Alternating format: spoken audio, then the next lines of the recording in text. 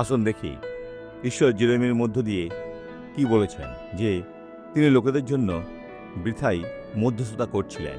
জিহুদা শোক করিতেছে, তাহার নগরদ্বার সকল জীর্ণ হইতেছে, সে সকল মলিন বেশে ভূমিতে বসিয়া আছে, আর জেরুজালেমের আত্মারাও ঊর্ধ্বে উঠিতেছে। কিন্তু এটি কোনো কাজ হবে না, সেখানে কোনো অনুতাপ নাই। একটি গান শুনে ক্রন্দন করে কোনো লাভ নাই। ঈশ্বর আমাকে ক্ষমা করো, আমেন। ঈশ্বর, আমি বোকা, কিন্তু তুমি সেই সিদ্ধান্ত নাওনি। আমার ভাই, আমাদেরকে জীবন দুটি সিদ্ধান্ত নিতে হবে। প্রথমত, আমি সম্পূর্ণরূপে ঈশ্বরের হব। দ্বিতীয়ত, আমি জীবনে কোনো মন্দকে আশ্রয় দেব না। আমি মন্দকে ধমক দেব।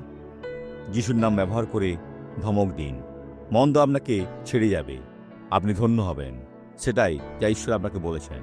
আসুন প্রার্থনা করি। কিন্তু প্রথমে এই সাক্ষ্যটি দেখি। এই মহিলা এখানে, উনি যুবতী। আপনার কি হয়েছিল আমাকে বলুন। আমার পা। আপনার পা? হ্যাঁ, প্রার্থনা আগে কিভাবে চলতেন? এইভাবে। লাঠি নিয়ে? হ্যাঁ, আমাদের দেখান এই লাঠি যেটা আপনার পাশে রয়েছে। আমাদের দেখান কিভাবে আজ এখানে চলে এলেন।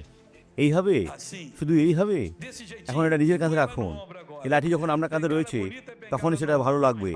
এখন এখানে আসুন, এখানে আসুন। আপনি এখানে চলতে পারেন। দ্রুত চলুন, দ্রুত চলুন। বন্ধুরা দেখুন, ঈশ্বরের গৌরব। ওইখানে যান, আর এখন একটু দৌড়ান, আর একটু দৌড়ান। এখন দৌড় শুরু করুন।